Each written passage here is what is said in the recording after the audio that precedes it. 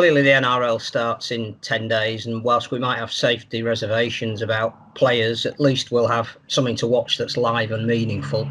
Can't see the men's game here restarting before July at the very earliest, because there's issues outside of safety. There's also economic issues. When do they actually want to restart to fulfil television obligations, but also not to lose their furlough payments? I think the bigger issue is the women's game. It's hardly been touched on while we've all been absent without leave. And actually, in some respects, it's the easiest thing to restart and would gain the highest profile, because in terms of crowds that go, it would be relatively easy to regulate. In terms of interest it could generate outside of the usual rugby league sporting audience, I think that there's something there. That, you know, with the greatest respect to the two fantastic players on the screen, they don't get paid.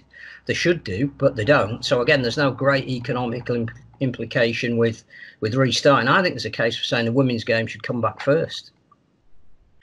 Yeah, it's a tough one, isn't it? I think that we've built up such a profile now that it's, I think for us, we're used to, like 3-4 years ago, we were playing with, 20, 30 people in the crowd. So it's something of nothing for us. But also now, I think we have got used to having those crowds as well.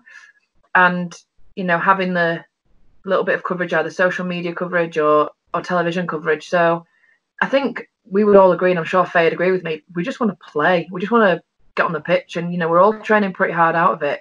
And what's the point in training if you're not going to have an end goal for it? Like, pre-season's the worst season for anybody. Nobody likes it.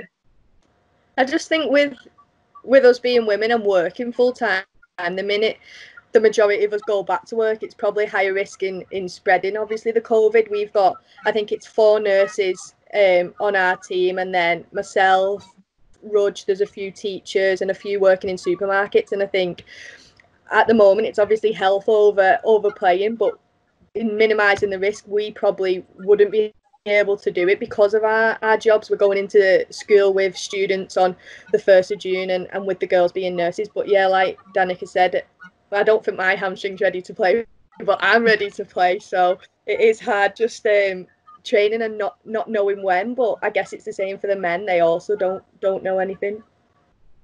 We're stuck in this awful limbo, aren't we? No one knows what's going to happen. No one knows any idea of when we'll be back playing. And we want to be as safe as possible when we are. And I guess from a playing perspective, we look at the German football was back this weekend. They're not allowed to celebrate together, not allowed to shake hands or whatever. Well, they're still tackling each other. You're obviously in a much more physical environment. How do you see that actually working, being able to play a sport in this coronavirus world? It's a player. I think it's a player specific thing. It's a personal thing. For me, I'm in schools. I'm around different people, socially distancing. As much as I hate that phrase now, as much as we can and as much as what we can. But it's physically impossible in a career that in a profession that Faye and I have. However, when it comes to the rugby field, it's about what precautions are they going to take to ensure that both teams are fit and healthy and well. Is it a temperature thing? Is it a testing thing? And then we've got this 2-week kind of isolation period where you could be carrying it. I don't think it's worthy of, as much as I would play tomorrow if they said play. Like, for me personally, I'm just desperate to get back to normality. But the grand scheme, like Faye says, one, you've got a risk of losing players who are putting their job before the game, which is what we have to do 9 times out of 10 anyway, but this is more specific. And then what happens if I am carrying it, I tackle Faye, as grim as it sounds, things are tracked past, and the sweat and trying to keep a gum shield in while shouting is near on impossible without spraying people. So it's about the greater good of other people around you as well, which is harder. If you couldn't play for this entire 2021 season, 2020, how would that affect you as athletes? I think Faye, you're more of an athlete than I am now. I think with me being injured this year in a selfish way, it's probably not affected me too much because I knew I would have missed quite a lot of the season with rehab.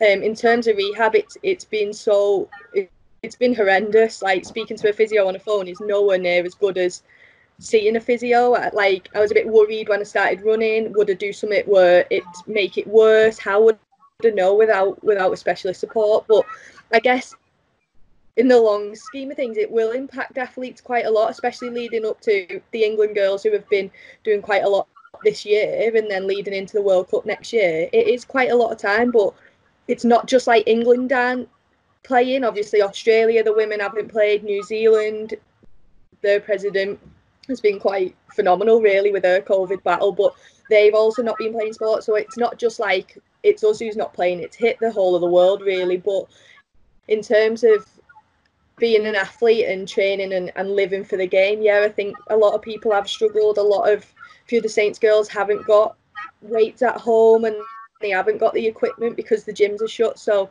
I think in terms of that, it will impact quite a lot, but we're hoping when it gets restarted, obviously players are fit and ready to go. And I think that's the main thing. You don't want to be told next week it's restarting and you've got no pre-season, because injuries just happen then, don't they? I think the danger was as well that we were talking about expanding Super League, which was the right thing to do where the game was at. But now, the same as the men are looking at, how on earth do you come up with a fixture format? Because you couldn't possibly even countenance midweek matches. What's integrity in the remainder of 2020 for the Women's Rugby League? I think, things aside, I think for the development of the game and the development of the players we've got, ironically, this is the first year that England have actually put on regular training sessions. Faye and I went to the World Cup in 2017. I think after the final squad had been announced, I think we had 3 sessions together, maybe. If that, maybe 2 sessions, I think it was, Faye, was it? Something ridiculous. Whereas now the England performance squad, they're meeting every other week now, and it's great. But in terms of just getting back playing, I think just game time is what's needed. So, put aside any trophies, any shields, if we have to hold it for another year, we have to hold it for another year, we'll look after it. But it's not about that. I think it's literally just about game time and development now. And, we've had girls that are going for massive 10K runs now that would never have run 10K in their life, before this. They're going to be not only lighter, but they're going to be fitter. So is that going to have implications on the position they play? Are they going to play the same way? They're going to be as powerful, as strong. There's so many variables that it's not just about the game and about the medical side of things. It's literally about how people have transformed. There's a few people that might have not done as much and then therefore be bigger and slower and not as effective. We just need to get playing and see where everyone's at and just get some game time, get a few hits. There's nothing better than game fitness. And I think just see out 2020 as a friendly season as such. If we do have time, we get back with a 10 to 14 week kind of plan, then maybe we could have a league leaders or something like that. But I think really we just need to just play and see where girls are at and help the EPS squad develop up for 2021.